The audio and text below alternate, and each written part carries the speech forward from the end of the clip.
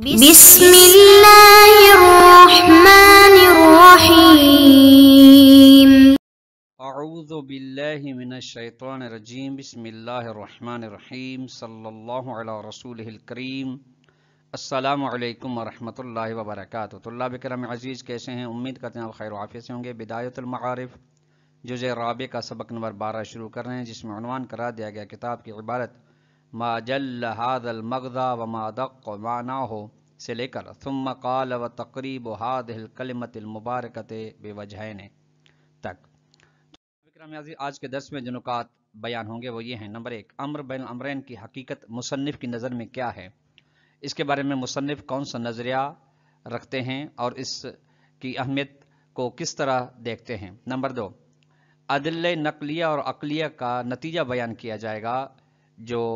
جبر و تفویض و امر بین الامرین کے بارے میں بیان ہوئی، ان کا نتیجہ اور خلاصہ بیان کیا جائے گا۔ آئیے عبارت کو ملاحظہ فرمائیں۔ مرحوم مظفر فرماتے ہیں ما جل ھذا المغزى، یعنی امام صادق علیہ السلام اور ائمہ علیہ السلام کے احادیث میں یہ جو جملہ آیا ہے، خوبصورت جملہ کہ لا جبر ولا تفویض بل امر بین الامرین، فرماتے ہیں یہ کتنا بلند ترین مفہوم والا جملہ ہے اور کتنا اس کا معنی دقیق اور گہرائی رکھتا ہے۔ امام علیہ السلام کے اس کی جانب اشارہ ہے۔ وخلاصۃ، جس کا خلاصہ یہ ہے مطلب کہ ان افعالنا من جہت ہی افعالنا حقیقتا ونحن اسبابها الطبعیۃ وہی تحت قدرتنا و اختیارنا، کہ ہمارے افعال جو ہم افعال سیاحوں یا حسنہ انجام دیتے ہیں، اس لحاظ سے کہ یہ ہمارے ہی افعال ہیں، ہم ان کو انجام دیتے ہیں حقیقت میں، اور ہم ہی ان کے انجام دینے کا سبب ہیں، سبب طبعی، اور یہ ہمارے قدرت کے تحت ہیں اور ہمارے اختیار کے دائرے میں ہیں۔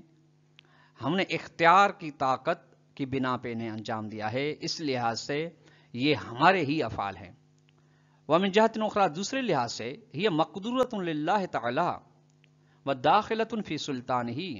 یہ افعال ہمارے مقدور خداوندی ہیں، یعنی ان کے ساتھ قدرت خداوندی نے تعلق پیدا کیا ہے اور اس کی بادشاہی میں، اس کی سلطنت میں یہ داخل ہیں، اس سے بیرون نہیں ہیں۔ لأنہ چونکہ خدا ہی ہوا وہ مفیض الوجود و معطی ہے، خداوند متعال نے ہی وجود عطا فرمایا ہے اور خدا نے ہی عطا فرمایا۔ یعنی غور فرمائیے گا طلاب اکرام عزیز، ہمارے افعال کا سبب ہمارا اختیار اور قدرت ہے، اور یہ اختیار اور قدرت کا مسبب الاسباب خود خدا ہے۔ یعنی حقیقت میں تمام ہمارے کمالات اور افعال کی انتہا باواسطہ خدا تک پہنچتی ہے۔ فلم یجبرنا علی افعالنا، بس خدا نے ہمیں افعال انجام دینے کی قدرت دی ہے، اختیار دیا ہے، لیکن خدا نے ہرگز ہمیں اپنے افعال انجام دینے پر، چاہے افعال حسنہ ہوں یا قبیحہ ہوں، مجبور نہیں فرمایا۔ حتی یکون قد ظلمنا فی عقابنا علی المعاصی، تاکہ خداوند متعال ہم پر ظلم کرے اس بات میں کہ گناہ جب ہم کریں تو عذاب کرے۔ لأن لنا القدرۃ والاختیار فیما نفعل، چونکہ ہمارے پاس قدرت ہے اور اختیار بھی ہے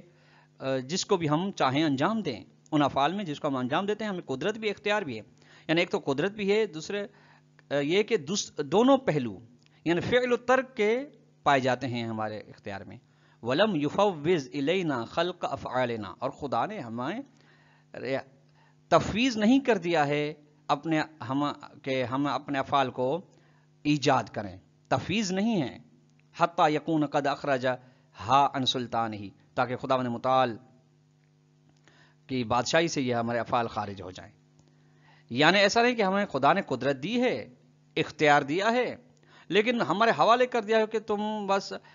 میری عطا شدہ قدرت کے بغیر، میرے عطا شدہ اختیار کے بغیر افعال انجام دے سکتے ہو، ایسا نہیں ہے۔ بل لہ الخلق والحکم والامر، بلکہ خدا کے لیے تخلیق و ایجاد ہے،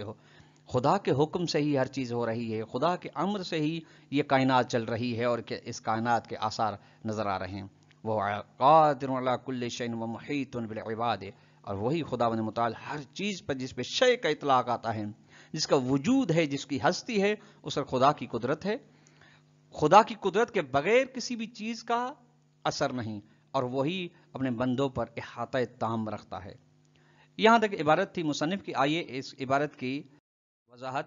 پڑھتے ہیں۔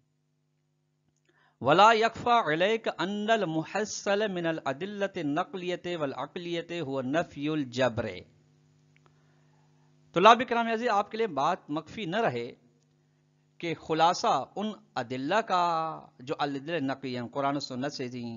یا ادلہ عقلیہ کا خلاصہ یہ نکلتا ہے کہ جبر باطل ہے، عقید جبر جو کہ اشاعرہ کا عقیدہ ہے باطل ہے۔ اس کے بطلان کی دلیل یہ ہے لوجدان القدرت والاختیار، جو کہ ہمارے اندر قدرت بھی ہے پائی جاتی ہے اور ہمارے اندر وجدان میں ہی محسوس ہو رہا ہے اختیار۔ والوجدان ادل دلیل، اور سب سے بڑی دلیل قانع کنندہ دلیل انسان کا خود اپنا وجدان ہے۔ لأنه چونکہ وجدان علم حضوری بشیء، علم حضوری ہے کسی چیز کے بارے میں، اور کہ ہمیں قدرت ہے اور ہمیں فعل و ترک کا اختیار ہے، یہ ہم خود اپنے وجدان میں، اپنے اندر میں، اپنے باطن میں، اپنے قلب میں درک کر رہے ہیں۔ ولا خطأ فی العلم الحضوری، اور علم حضوری میں خطا کا امکان نہیں ہوتا۔ کما ان المحصل من الادلۃ هو نفی التفویض، جس طریقے سے خلاصہ ادلہ کا یہ نکلتا ہے کہ تفویض باطل ہے، تفویض کی نفی ہے قرآن و سنت کی نگاہ میں، عقل کی نگاہ میں۔ لأن الممکن کما لا یقتضی الوجود فی حدوثہ و بقائہ، چونکہ ممکن الوجود جس طرح اپنے حدوث میں منع، یعنی مرحلے تساوی سے نکلنے کے لیے یا مرحلے تساوی میں ذاتاً تقاضا نہیں کرتا وجود کا کہ وہ وجود میں آئے اور باقی رہ سکے، کذالک لا یقتضی الوجود فی فاعلیتہ، اسی طریقے سے جب ممکن وجود پیدا ہو گیا وہ تساوی کی حالت سے نکل کے وجود ممکن کی امکانی صورت سے نکل کے وجوبی صورت میں آ گیا، تو تقاضا نہیں کرتا کہ وہ اپنے فاعلیت میں وجود رکھتا ہو، یعنی موجد نے، خالق نے، خدا نے اسے وجود دیا ہو لیکن فعل انجام دینے میں وہ مستقل ہو، ایسا نہیں ہے۔ وَإِلَّا، اور ایسے ہوتا تو لازم الانقلاب فی ذات الممکن ہے، ذات ممکن انقلاب لازم آتا ہے، یعنی ذات ممکن یہ ہے کہ محتاج، اور اگر اپنی فاعلیت میں دوسرے کا محتاج نہ ہو تو یہ لازم آتا ہے کہ ایک ہی مرحلے میں محتاج بھی ہے محتاج نہیں بھی، وہ خلف، یہ خلاف فرض ہے۔ بس جب ایسے ہے تو فلا یتصور الاستقلال فی الممکن، ممکن وجود کے بارے میں کسی بھی مرحلے میں، حدوثی میں، بقائی میں، تأثیری میں استقلال کا تصور نہیں کیا جا سکتا، یعنی معطی وجود و معطی بقا و معطی تأثیر کے بغیر کسی چیز میں استقلال نہیں رکھتا۔ لا اصل فی وجود ہی، نہ استقلال اصل وجود میں رکھتا ہے، یعنی وجود میں محتاج ہے دوسرے کا۔ ولا فی صفات ہی، نہ وجود کی صفات میں، وجود کے بعد جو صفات انسان کے اندر آتی ہیں، قدرت و علم و حیات و ارادہ وغیرہ، ان میں مستقل نہیں۔ ولا فی بقا ہی، اپنی بقا میں مستقل نہیں ہے۔ ولا فی فاعلیت ہی، پھر اس کے بعد جو اس کے فاعل ہونے کے آثار ہیں، وہ افعال انجام دیتا ہے چاہے حسنہ ہو یا کبھی ہوں، وہ اس میں بھی مستقل نہیں ہے، وہ بھی اذن الہی کے ساتھ مرتبط ہیں، ان کا بھی جو سر چشمہ ہے قدرت الہی ہے، اور قدرت الہی خود خدا سے وابستہ ہے۔ بس فملکیتہ لا تقایس بالملکیت الاعتباریت۔ طلاب کرام عزیز، ایک ملکیت تکوینی ہے، دوسری ملکیت اعتباری۔ فرماتے ہیں خدا کی ملکیت، خدا کا مالک ہونا تمام موجودات کے بارے میں، ما سوی اللہ کے بارے میں، یہ ملکیت تکوینی ہے، اس کا مقایسہ نہیں کیا جا سکتا، اس کی نسبت سنجی نہیں کی جا سکتی ملکیت اعتباری کے ساتھ۔ ملکیت اعتباری اس ملکیت کو کہتے ہیں جس کا انسان یا کوئی بھی مالک بنے، اگر کوئی اس کو بنائے تو، اور اگر کوئی اس کو نہ بنائے، اس کا اعتبار ختم ہو جائے تو وہ مالک نہیں ہے، یعنی اس فرض پر ہے اگر کوئی بنائے گا تو بنے گا، نہیں تو نہیں بنے گا۔ خدا کی ملکیت ایسے نہیں، خدا کا مالک ہونا ایسے حتی یتصور تفویض علی الغیر۔ ملکیت اعتباری میں یہ ہوتا ہے کہ تاکہ تصور کیا جائے کہ یہ ملکیت دوسرے کے حوالے کی۔ ملکیت اعتباری میں تفویض ہوتی ہے، یعنی وہ ملکیت دوسرے کو دی جا سکتی ہے، لیکن ملکیت حقیقی اور تکوینی میں وہ کسی کے حوالے نہیں ہو سکتی، بل ہی ملکیت تکوینیت، بلکہ خدا کی ملکیت خدا کا مالک الملک ہونا یہ تکوینی ہے یعنی وہی لا تنفک عن مالکہا، جو اپنے مالک سے ہرگز جدا نہیں تھی، وَإِلَّا اور اگر جدا ہوگی تو فلا وجود لہا، اس ملکیت کے لیے اصلا حقیقت ہی نہیں ہوگی، یعنی اس کی حقیقت وابستہ ہے اپنے مالک کے ساتھ۔ اب مثال دیتے ہیں اس کی ملکیت کی، اللہ تعالیٰ انک بنفس الی ما تصورت فی ذہنک من الصور ذہنیت، آپ نہیں دیکھتے کہ آپ ان اشیاء کی بنسبت، ان صورت ذہنیہ کی بنسبت جو آپ اپنے ذہن میں تصور کرتے ہیں، مفیز الوجود الیہا، آپ اس کو وجود عطا کر رہے ہیں۔ فرض کہ کسی بھی چیز کی، فرض کریں کوئی اپنے اولاد نہیں، اپنے اولاد کی صورت ذہنیہ بنا رہا ہے، جس کی بیوی نہیں ہے، اپنے بیوی کے لیے خیالات اپنے ذہن میں بنا رہا ہے، یا دیگر اس قسم کی صورتیں جو آپ بناتے ہیں ذہنوں میں، وجود ان کو ہم دیتے ہیں خود بالافاظت تکوینیت، افاظت تکوینیہ کے ذریعے سے، وہذہ افاظت لا یمکن تفویض الی الصورۃ المذکورۃ، اب یعنی یہ صورتیں ہمارے ذہن کے تصور کی وجہ سے ہیں، یعنی موجد ہمارے ذہن۔ اب ایسا نہیں ہے کہ یہ افاضہ ممکن نہیں ہے کہ ان صورتوں کے حوالے کیا جائے، صورت ذہنی کے حوالے کیا جائے، بل یہ موجود بتصور کا، بلکہ ان صور ذہنیہ کا وجود آپ کے تصور کرنے کے ذریعے سے، اگر ایک لحظے کے لیے بھی آپ تصور ہٹا لیں تو ان کا وجود ہی نہیں ہے۔ فما دام تکون انت مصورا لہا، جب تک آپ ان صور ذہنیہ کو لہا یعنی صور ذہنیہ کو تصور کرتے رہیں گے، فلہ الوجود ہو، ان کے لیے وجود ہے۔ وَإِذَا أَعْرَضْتَ عَنْهَا، اور جب آپ نے منہ موڑ لیا، فلا وجود لہا، ان کی کوئی حقیقت نہیں، بس خداوند متعال کے لیے بنسبت یہ کائنات بھی ایسے ہی ہے۔ فلا استقلال لہا، سورہ ذہنیہ کے لیے کوئی استقلال نہیں ہے، فی الوجود، وجود میں ذہن سے ہٹ کے، بس فالملکیت تکوینیت لا تجتمع مع تفویض، خدا کا مالک تکوینی ہونا، یہ کائنات ما سوی اللہ، خدا کی ملکیت تکوینی ہونا، یہ عقید تفویض کے ساتھ جمع نہیں ہو سکتی۔ وعلیہ السلام فلا یکون شیء الموجودات خارجا عن ملکہ و سلطانہ، کوئی بھی چیز کائنات میں، موجودات میں، ما سوی اللہ میں ایسی چیزیں جو خدا کی ملکیت سے خارج ہو، اس کی ملکیت میں نہ ہو اور اس کی بادشاہی سے باہر ہو، بل کل شیء موجود، کل شیء موجود بوجودہ و قدرتہ و سلطان، بلکہ ہر چیز موجود ہے خدا کے وجود سے، یعنی ان کا وجود کا سرچشمہ خدا کا وجود، ان تمام اشیاء، تمام موجودات کی قدرت کا سرچشمہ خدا کا، تمام موجودات کی سلطانیت اور دائرہ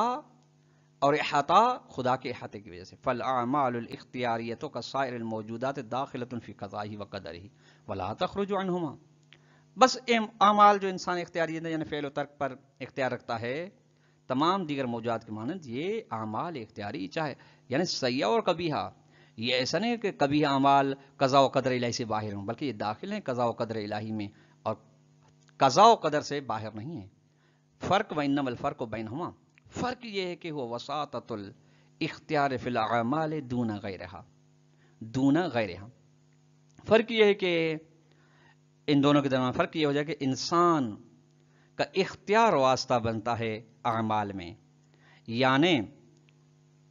اعمال انسان کے ان کا سبب اختیار ہے، پھر اختیار کو عطا کرنے والا خدا ہے،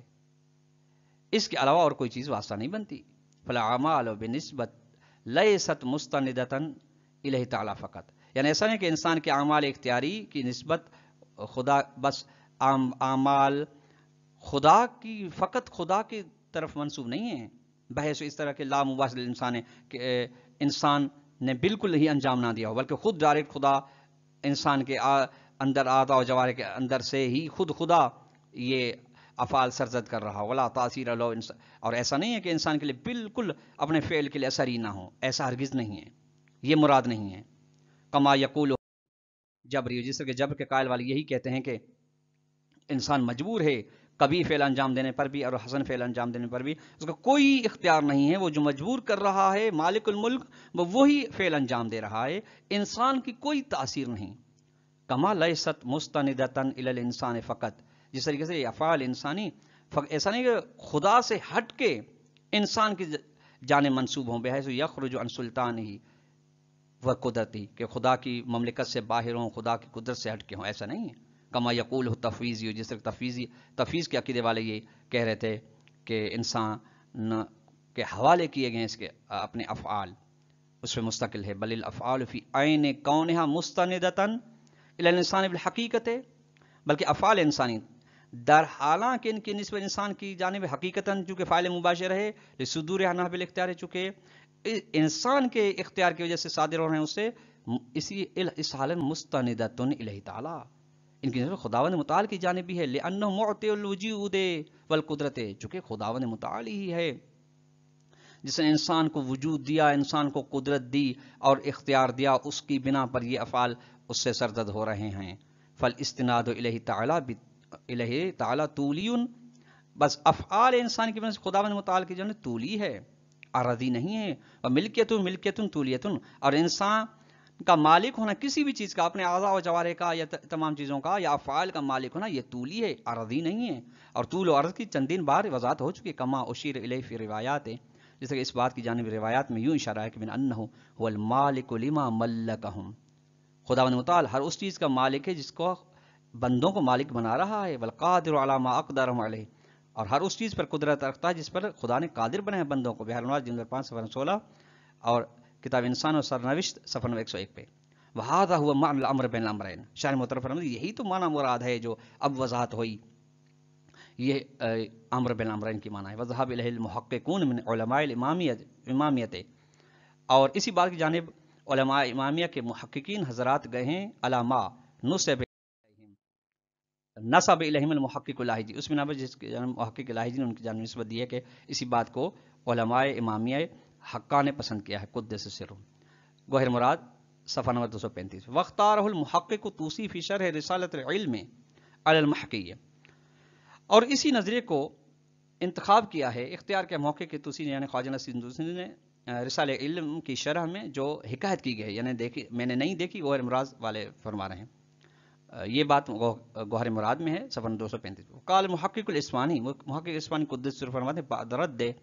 علی الجبریۃ والمفوضۃ، یعنی عقیدہ جبر والوں کو رد کرنے کے بعد، عقیدہ تفویض والوں کے اوپر اشکالات وارد کرنے کے بعد، محقق اسوانی یوں فرماتے ہیں تنزیہ الوجیہ ما تضمنتہ هذه الکلمۃ الالہیۃ المأثورۃ فی الاخبار المتکاثرۃ عن الاطرۃ الطاہرۃ علیہم صلوات اللہ المتواترۃ عن قولہم علیہم الصلاۃ جبر ولا تفویض بل امر بالامرین. فرماتے ہیں کہ بہترین پاکیزگی خدا کو منزہ قرار دینا والا کلمہ وہی کلمہ ہے جس کو وہ بات ہے جس کو وہ کلمہ الہی اپنے اندر ضمن رکھتا ہے، جو منقول ہے بہت ساری روایات میں جو اہل بیت علیہ السلام کی جانب سے آئی ہیں. یعنی وہ یہ ان کا جملہ کہ نہ جبر ہے نہ تفویض ہے، بلکہ ان دونوں کے درمیان میں والی چیز ہے جو کہ طریق وسط ہے، اور یہی بہترین راستہ ہے، اور اسی میں ہی خداوند متعال کی تنزیہ و تقدیس ہے. طلاب اکرام عزیز، آج کا درس اپنے اختتام کو پہنچا. اگر ہم سوال دینا چاہیں تو سوال نمبر 1 یہ بنے گا کہ شارع مرحوم مظفر کی جانب سے عقیدہ امر بالامرین کے بارے میں، نظریہ امر بالامرین کے بارے میں کون سے جملات ہیں ان کو اختصار کے ساتھ بیان کریں. اس کے بعد طلاب کرام عزیز دوسرا سوال یہ بنتا ہے کہ ادلہ عقلیہ و نقلیہ کا خلاصہ کیا بنتا ہے. تیسرا آخری سوال یہ بنے گا امر بالامرین کی وضاحت اختصار کے ساتھ بیان کریں کہ اس سے مراد کیا ہے. والسلام علیکم ورحمۃ اللہ وبرکاتہ.